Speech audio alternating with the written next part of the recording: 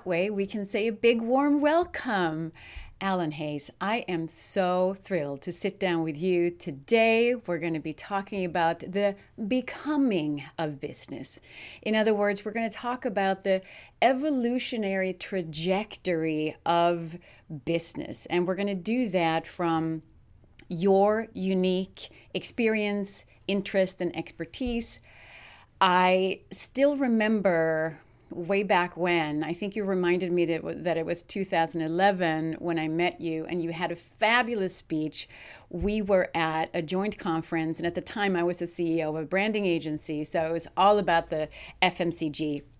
What stood out for me with you is that you were so early and so evolved as it relates to talking about sustainability in the FMCG world. And so I've always kind of had a pin on you in my network, and I really wanted to have a chat with you because you are certainly an early adopter and an early thinker when it comes to where we need to go in order to still be here when when we hand this earth off to our grandchildren, et cetera, et cetera. So I just want to say a big warm welcome to you, Alan. How are you today? It's a joy to be here, Linda. So it's a day that's becoming more beautiful by the minute. So thank you for those very kind words. And yes, it was a pleasure to meet you those years ago. And it's been a pleasure to remain connected and in occasional dialogue. And here we are today, having another one. Yes. Would you mind helping us put you on the map so we're kind of know where you are in the world and what is alive for you right now, what interests you have? I live in the United Kingdom. I have done for most of my adult life and most of my working career. So that's since 1987. I have worked in and around agriculture and food manufacturing, food and grocery retail, and I've worked in many different functions. However, the common theme for the last 20 years, Linda, has been the broad area of sustainability. Originally, it started with carbon and with nature and biodiversity considerations back in the early 2000s. And in the last 5 years, it's become a much more holistic approach to sustainability, taking into account the ESG trends of recent years, but really focusing on how to bring environmental, social, climate, community, all of those different actors together into a single holistic view of how we make progress. And to your words earlier, how we ensure that we have a habitable, fair, and just planet to hand on to subsequent generations, whether it's our children, our grandchildren, or the seventh generation ahead. Yeah. Oh, how beautiful. Thank you for that. You know, there seems to be a theme in the discussions I have around the becoming of business that has to do with that there's already an evolution of how we are viewing and operating sustainability. And the trajectory has to do with a more holistic approach, as you were just mentioning as well. You know, I read yesterday that there seems to be around 60 billion habitable planets in the Milky Way galaxy. So, you know, when I hear that, sometimes I get a little afraid that we're going to give up on this planet and we're going to be turning our attention to making it to other planets, and that would be such a shame. So how about we focus this discussion on actually having the Earth as our home and continued home for humanity. That's why I want to have these dialogues, because we tend to forget that we are in the midst of evolution all the time. And we have just pointed out that there's an evolution that we see as it relates to sustainability.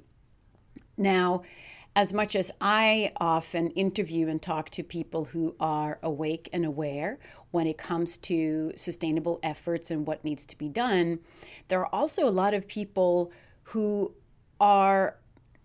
they seem to have this erroneous idea that what they do it doesn't really matter. And that they don't matter as a middle manager in that mid-sized company in the middle of the country. It's like, who cares? I'm not on the forefront of anything. And I'd like for you to speak into what to that erroneous notion, and let's see if we can encourage people to understand what an important part they are of this evolution. And if you don't mind, we can actually look at this as, here's what happens if you do nothing. Here's what happens if we do something. But if we start addressing people who think that they are not impacting anything by just chugging along and putting their heads in the sand, if you will, or just believing that their choices don't matter. What do you see from your perspective when it comes to that particular perspective of not changing much of what we're doing today? That's a great starting point, Linda. Thank you. Perhaps the starting point to address that question of, as you describe it, the middle manager who thinks they have no influence and they're not on the front line, and therefore their actions, whether they do a little more, a little less, a little good, a little less good, that it makes no difference. That is a great indication of the fact that we do not give people, individuals, employees, managers, human beings, the 8 billion of us on this planet, we do not give ourselves as individuals or as people adequate place in our thinking, in our decision making, in how we approach managing and organizing and running our businesses. We think that process, structure, hierarchy, organization, strategy, planning, measures, all of these logical, rational, hard measures and hard, granular black and white approaches are the way to do business. And yet it is people in every organization. It is people who manage and drive and amend and adjust and change and transform processes and organizations and transform businesses. So from that point of view, employees, individual employees can have collectively a huge amount of impact, but it needs to be collectively and collaboratively. And above all else, we as employees, in the first instance, we need to be given a degree of priority and importance and empowerment to think for ourselves and to understand that, yes, my actions do make a difference. They make a difference in the collective. They make a difference in the aggregate when we add them all together. You and I and every single person in our spheres of influence doing something different, a little bit less harmful, a little bit more beneficial consequences from our choices and our actions. We go, it does add up. That's an element of faith rather than being able to measure all of the aggregations. But if we put people first and center, then we have a chance of taking every single employee who thinks like that and enabling to see that there is a way of aggregating all of the good things that I can do. Thank you. And it seems like you're really pinpointing this people-centric skill set as the next level leadership skill set necessary to make these kind of necessary sustainable changes. Is that right? It certainly is. When I studied for my MBA, my thesis was about shared leadership, Linda, and I spoke to 20 chief executives and members of executive leadership teams across the FMCG industry. And one of the great insights which I unearthed for myself from that research was the fact that sustainability and related issues around ESG and climate change, health and nutrition, which is a huge social issue within the food industry, they are better understood and better executed when they are taken as shared priorities, not just a singular priority sat atop a hierarchy that one person in a team is responsible for. When they're taken as a shared priority with the weight and the support and the influence of a group of 6 or 8 or 10, whatever number in your executive team, who are aligned behind that, then that sense of people collectively, individually and collectively, taking ownership and taking responsibility and actually influencing the prioritization and the direction from a leadership perspective. That's hugely important.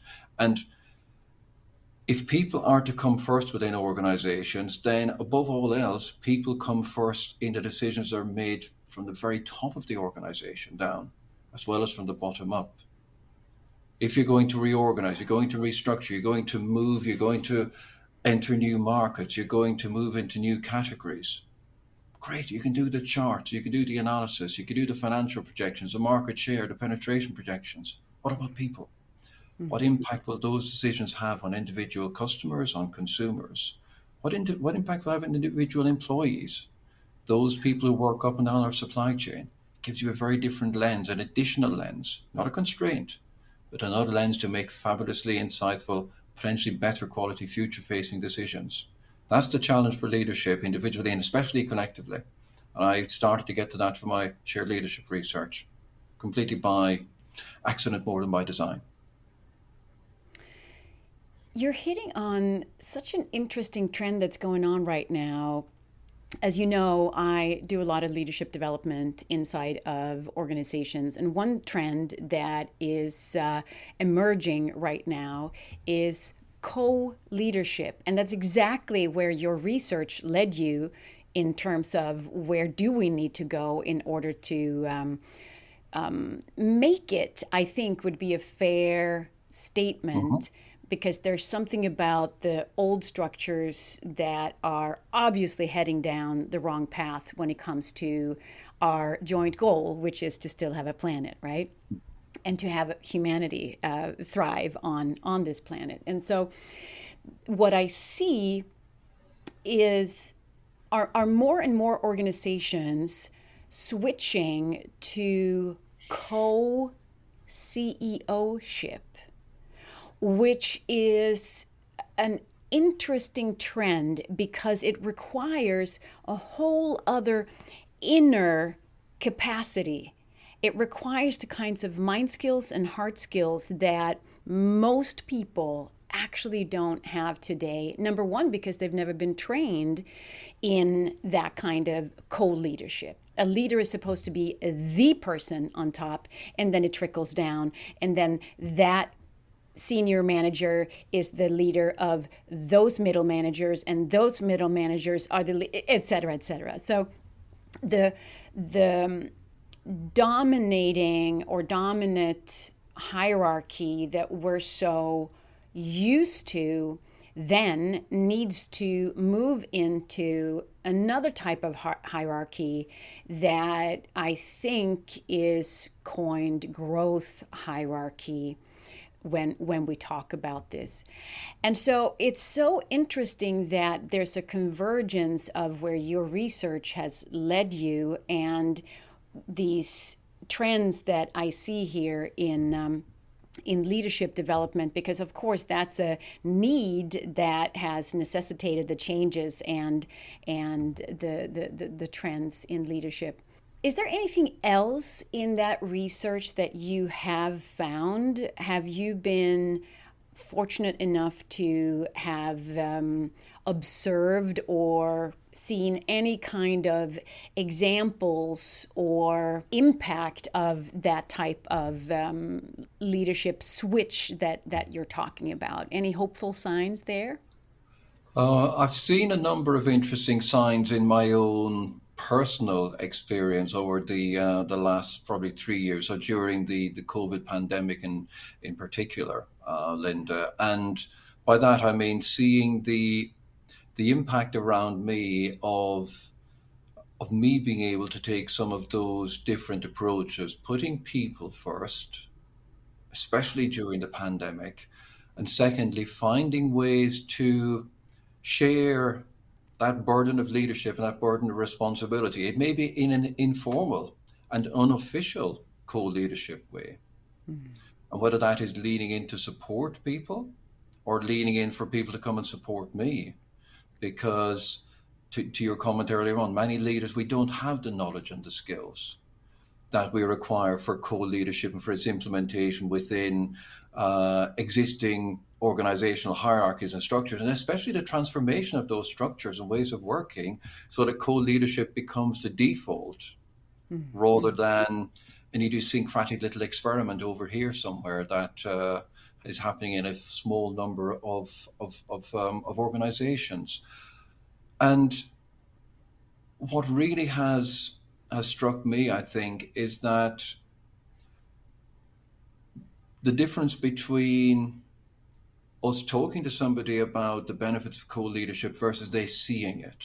And I will give you an example. I was in one assignment at the start of 2022. I took on leadership and management of what was quite a new team of people. They were new coming together. They were new to either as individuals, and they were trying to find their way through the final stages of COVID and lockdown and hybrid working and everything else. And I didn't necessarily have a structure or prescription to draw together our ways of working. But we sat down, we asked ourselves questions about what motivates us, what are our fears, what are our worries, what are our concerns, what can we do, what can we not do. Then going and finding some examples from elsewhere about, well, how are other organizations in different industries handling this kind of question, and bringing it together over a period of time and having some iterative conversations, no right answers, very good and equal share of voice. And we got, in a period of weeks, to defining on one chart a set of 6 principles that define quite clearly and explicitly our ways of working, which protected the individual, protected the performance of our function, our impact with colleagues and with peers around the business, and our more than adherence or compliance going beyond what was laid down to us within the organization as minimum requirements. And it very quickly became established as the example of best practice within the organization. But this didn't come from a textbook. It didn't come from training. It came from a collective approach to putting individuals and people first. And it had those wonderful ripple effects. Now, ultimately, when COVID has disappeared, perhaps the benefits of that people-centric approach has been diluted. However, it remains in our psyche somewhere, and we will need it again, doubtless. How quickly we forget, right?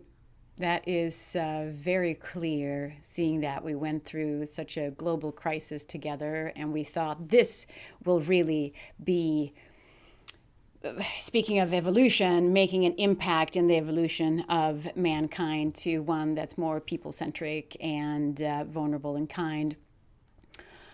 Well, that's why we have these conversations. That's why we're here to remind people that the success of these best practices are not just limited to when we are in a crisis. In fact, research will tell us that where you started to get to your best practices, in other words, in vulnerability, and in admitting that you don't have all the answers, even though you're the boss.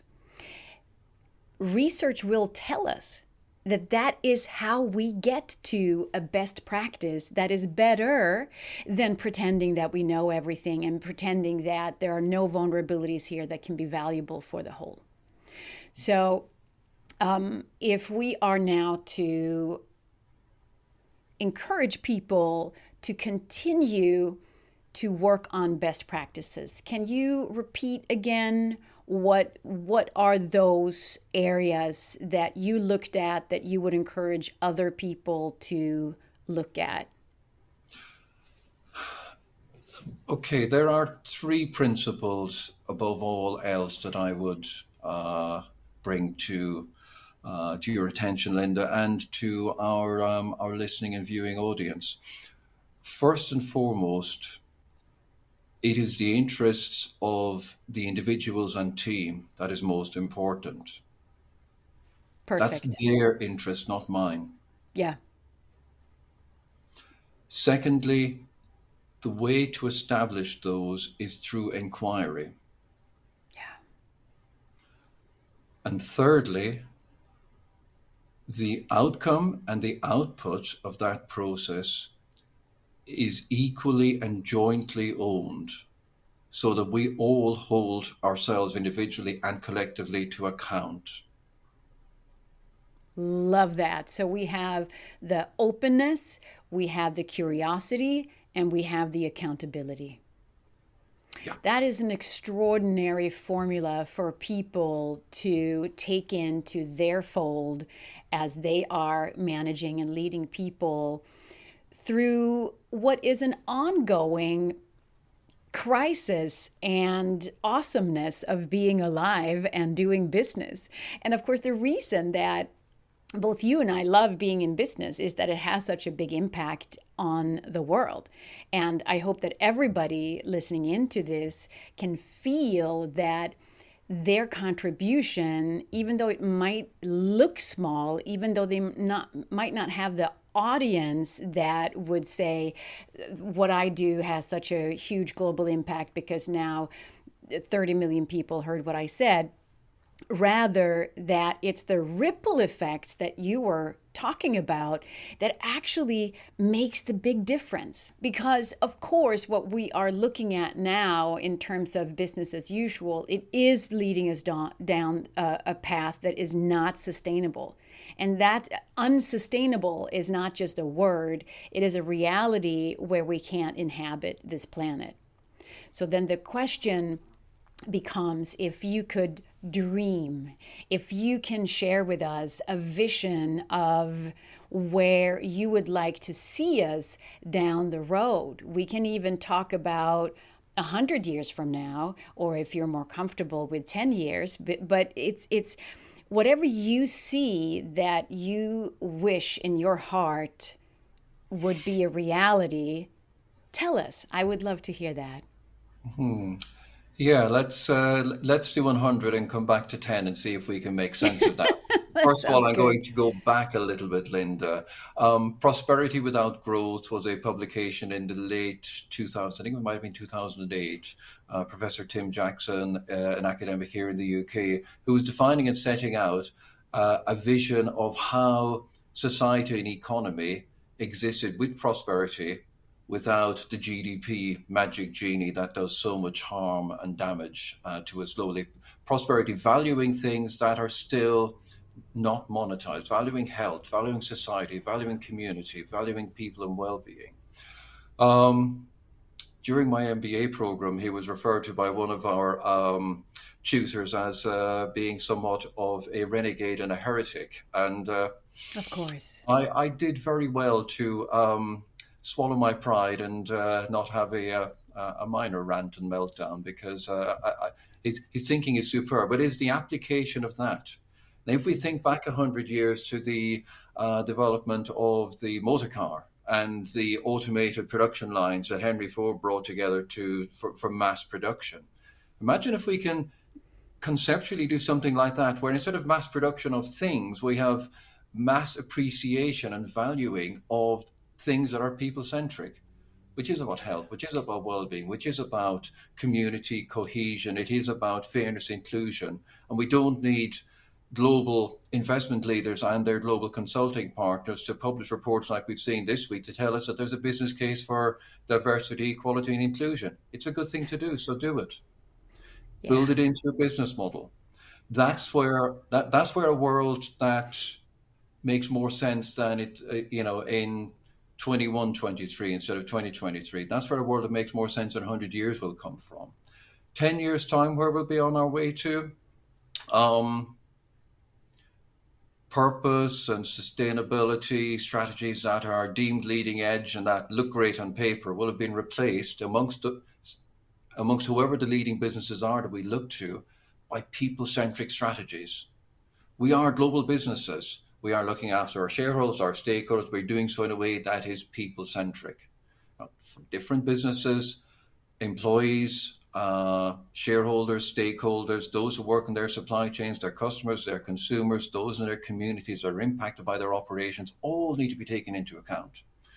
Another way of looking at it is that every leading business behaves like a B corporation, where those stakeholder groups that are people-centric are enshrined, care of them is enshrined in the Articles of Association and in the requirements of being a benefit corporation, a B Corp legal entity. So maybe 100 years time, Mm, all of us are B Corps or equivalent. In 10 years' time, we're on our way to that.